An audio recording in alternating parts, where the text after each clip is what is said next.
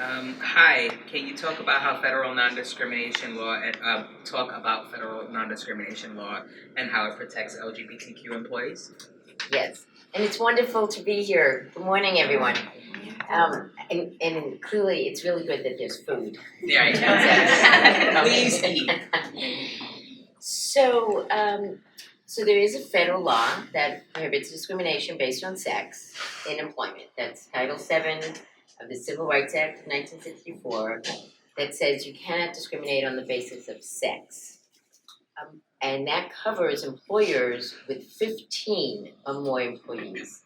And by the way, when the law passed in 1964, it covered employers with 100 or more employees, because that's politically what they could do. And then they put into the statute that after several years it went down to 75, and then it went down to 50, and ultimately it was amended and went down to 15.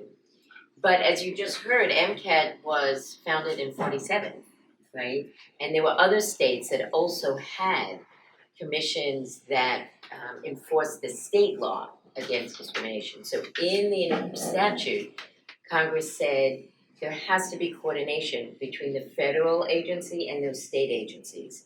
So if someone comes to MCAT and files a complaint, it automatically gets filed in the federal system that is the Equal Employment Opportunity Commission system. So that's the EEOC. Again, when Congress passed the law, instead of giving enforcement of the law to a cabinet agency, they could have given it to Department of Justice, Department of Labor.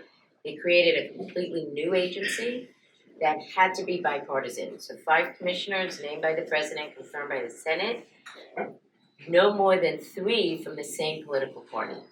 So the party in power in the White House gets the 3, so they have the majority, but it's 5. The other 2 are from the other political party, and we as commissioners had set terms of 5 years.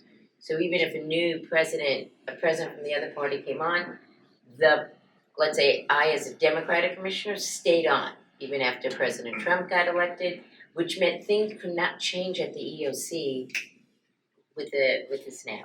You couldn't just have a secretary of Department of Justice or Department of Labor withdraw guidance that protected LGBT people, which is what Department of Labor, Department of Education, Department of Justice, they all withdrew the protections that had existed during the Obama administration. That couldn't happen at the EEOC until there was a majority vote. Okay, so something gets filed at MCAT automatically gets filed in the federal system. The federal system, EEOC, gets about 95,000 complaints each year across the country. The federal law does not cover the same number of categories as state law, which is definitely the case in many states that have broader protection. So the federal law is race, color, religion, national origin, sex, all in Title VII, and then disability under the ADA, and age under the Federal Age Discrimination and Employment Act. So that's your protected category. So sex, there was no, it certainly didn't say sexual orientation or gender identity. Title VII still has not been amended to add those 2 categories. So although, as I've now learned, in the early years after Title VII was passed and it said sex, and gay and transgender people came to some offices of the EEOC across the country. The EEOC now has 53 offices around the country. There were fewer in 1964.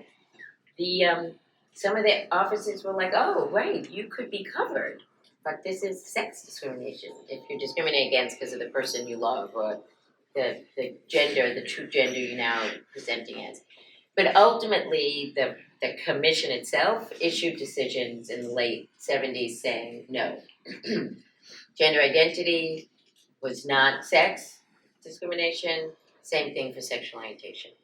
So for years, the federal law, as enforced by the EEOC, had no protection for LGBTQ people. And then that changed during the 9 years that I and my fellow Democrats and Republican commissioners, because one voted with us on some of this, made it clear that from our perspective, sex discrimination did cover sexual orientation and gender identity discrimination. What that meant was that in the many states that did not explicitly cover sexual orientation and gender identity, the federal law, as enforced by the EEOC, was now open to take complaints from those states. And the EEOC made a huge effort to communicate to those state commissions where people would come with their sexual orientation or gender identity complaints and they would be told, no, we don't cover that in the state law, to say to them, you must then send them to the EEOC. You know, I know you've never thought that the EEOC takes these complaints, but now EEOC does. And these were decisions made in 2011 and 2012, decisions inside the EEOC about this coverage. I will say I was sort of surprised in the first year that we, and by the way, people have to code, the investigators code the categories. So we got a code for sexual orientation and gender identity under sex, which was the best thing. The day I came home and I could say, oh my God, we have codes, you know? Because that communicated to the investigators, we cover this, you know? And there were like several thousand people who filed charges of sexual orientation and gender identity discrimination. I was like, how did they know? Then I figured this is probably what was going on. All these folks were coming to the EEOC before. Because you know the statistics, most people think it's already illegal to be discriminated against based on being gay or transgender. So they got discriminated against at work. Someone told them about the EEOC. They went to the EEOC and, you know, they were told, we don't cover this. So of course there was no charge that was filed because it was like, we don't cover. Now, people were still coming, but they weren't being sent away.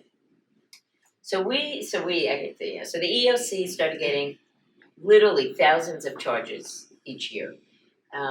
Started from 2012 until now, okay? The coverage has not changed because the EEOC has never voted to undo its decision. So again, for those people across the country who have no idea about the Supreme Court or anything about, you know, they're just still showing up and they're still getting help.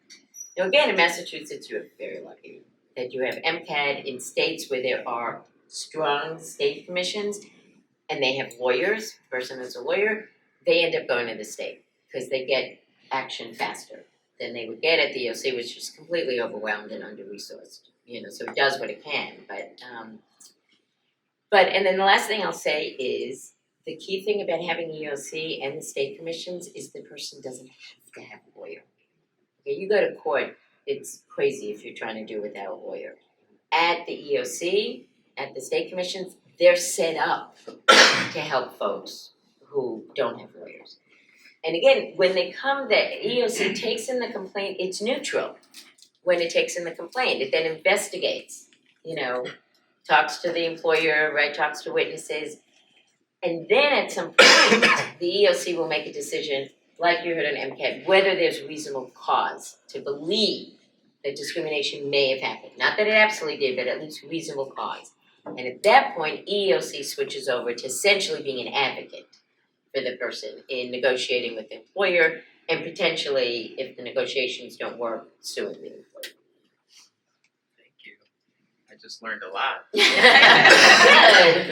Good.